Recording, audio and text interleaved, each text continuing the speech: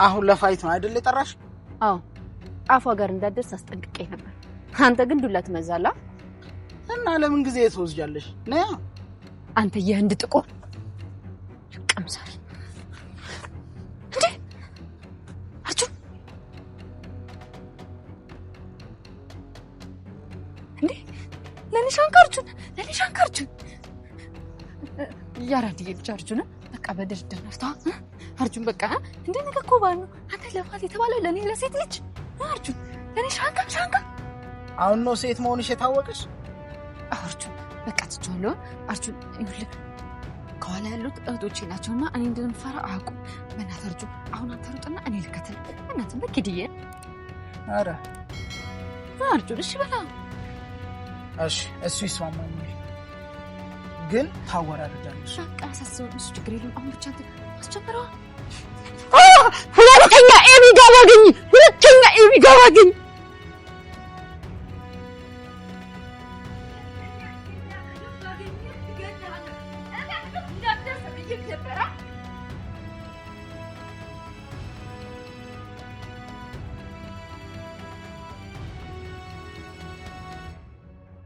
እንዳደርስበት ብዬሽ ነበር አንተ ሁለተኛ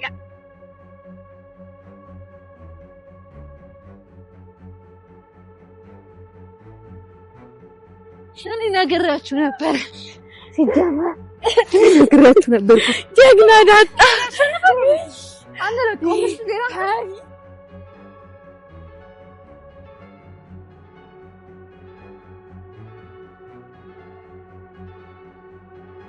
ዳጣ ለአቢጌል ብላ ራሷን ትልቅ ችግር ውስጥ ከታለች። እህቶቿ ሲነኩ ፈጽሞ ማትወደው አስተዋይዋ ዳጣ በስሜታዊነት ስህተት ሰርታለች። ኤቢን የመታት አርጁንን ለመደብደብ ሰፈሩ ድረስ ሄዳ ነበር። ነገር ግን ሁኔታዎች እሷ ባሰበችው መንገድ አልሄዱላትም። አርጁን እንደምትመጣ ቀድሞውኑ አውቆ ስለነበር ልክ እንደመጣች ነው አዘጋጅቶ የጠበቃትን ስለት ያወጣባት። በሰዓቱ ያልጠበቀችው ነገር የተፈጠረባት ዳጣ እንደምንም አግባብታ ከዛ ችግር ራሷን ብታወጣም ችግሩ ግን ማብቂያ ያለው አይመስልም። በልጇ መደብደብ በጣም የተናደደችው ማርታ ነገሩን ወደ ህግ ወስደዋለች። ይህን ያወቀችው ተንኮለኛዋ ህመም ላይ ሆና እንኳን ችግር ከመፍጠር ማትቆጠበው አቢጌል ነገሩን ወደ ዳጣ ለማዞር እየሞከረች ነው። አሁንም ቢሆን ዳጣን ከዛ ቤት ለማስወጣት መጣሯን አላቆመችም። የውሸት ታሪኳንም ፈጥራ የተደበደብኩት በዳጣ ምክንያት ነው እሷ ለአርጁን ብር ከፍለዋለች ብላ እያወራች ነው ያለችው። በዛም ብቻ አላበቃችም። ለአርጁንም ቢሆን ወደ ጭንቅላቱ ያልመጣለትን ሐሳብ እንዲያስብ አድርገዋለች። እሱም ለዳጣ ልትመተው በመጣችበት ሰዓት ዋጋ እንደሚያስከፍላት ነግሯት ነው የሄደው። ምን የሚፈጠር ይመስላችኋል? አርጁን ከኤቢ ጋር አብሮ ዳጣን ወንጀለኛ ያስብላት ይሁን? ሐሳባችሁን ኮሜንት ላይ አስቀምጡልን። እዛ ቤት ውስጥ ያለው ችግር በዚህ ብቻ አላበቃም። ደሬ ከማርታ የደበቃት ነገር እንዳለ ሁሉ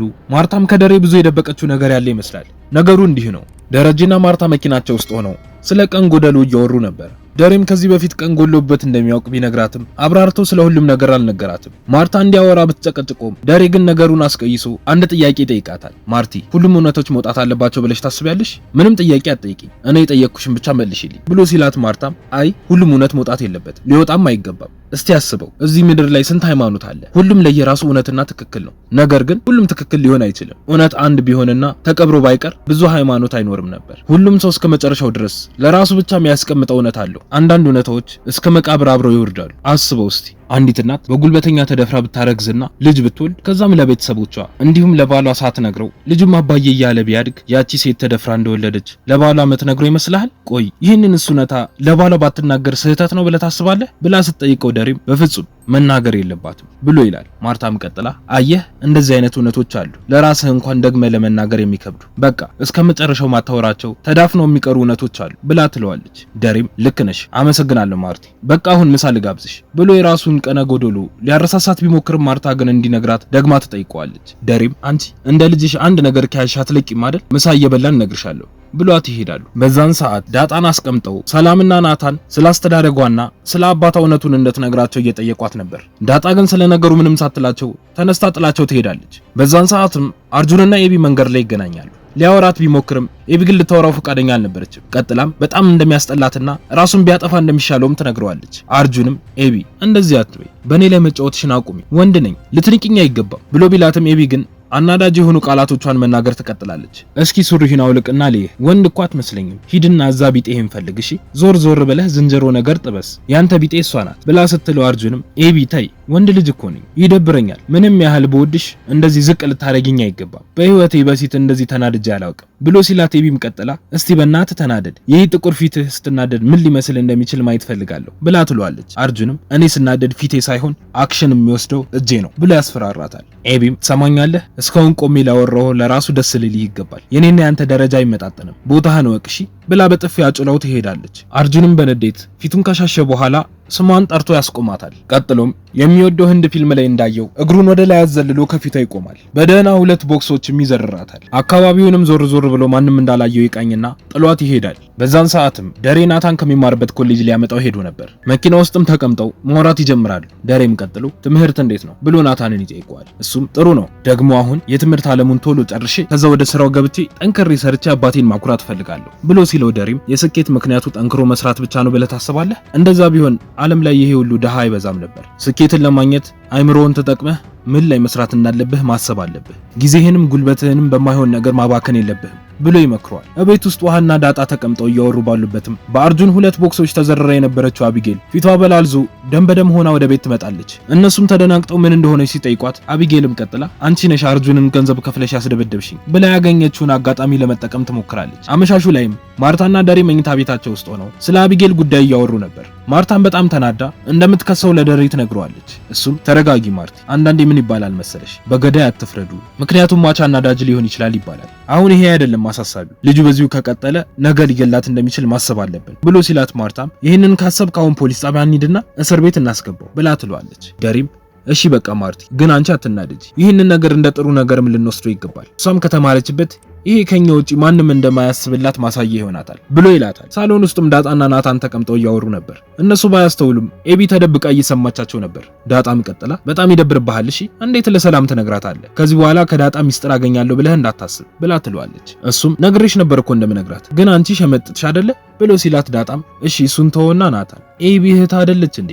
አንድም ማይረባ ወንድ መቷት ስታለቅስ ወንድ እንደሌለበት ቤት ታስደፍረናለህ እንዴ ብላ ስትለው ናታንም ቀድሜ እኮ ምክንያቱም ማወቅ አለብኝ እኮ ኤቢ ተመታሽ ተብሎ ቀጥታ ወደ ጸብ ይኬዳል እንዴ? ይልቅ እሱን ታዩና በጣም እንደምታምሪ ግን ታውቂያለሽ አይደለ ብሎ አጠገቧ ሄዶ ይቀመጣል። ጸጉሯንም እየነካካ በጣም አከብርሻለሁ ይላትና መጠጋጋት ሲጀምር በሁኔታው ተደብቃ ስታዳምጥ የነበረችው ኤቢ ተናዳ ወደፊት ለፊት ትወጣለች። ዳጣም እንደመጣች በምልክት ትነግረውና ተነስታ ወደ መኝታ ቤቷ ትሄዳለች። ናታንም ኤቢን ጥሏት ወደ መኝታ ቤቱ ተነስቶ ይሄዳል። እሷም ተከትለው ትሄዳለች።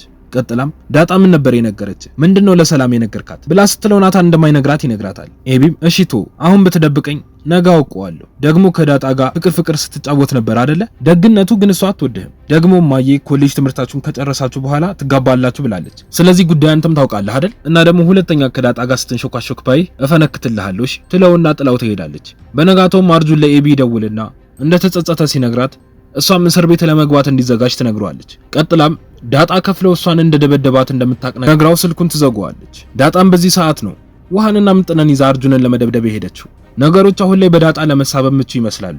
በቀጣይ ምን የሚፈጠር ይመስላችኋል? ሐሳብ አስተያየታችሁን ኮሜንት ላይ ጻፉልን። ቪዲዮዎች ስንለቅ በፍጥነት እንዲደርሳችሁ የደወል ምልክቱን መጫን አትርሱ። የሚለቀቁት ቪዲዮዎችም ለብዙ ሰዎች እንዲደርሱ ላይክ እንዲሁም ሼር ማድረግ አትርሱ። በቀጣይ በሌላ ክፍል እስክንገናኝ እስከዛው በሰላም ቆዩ።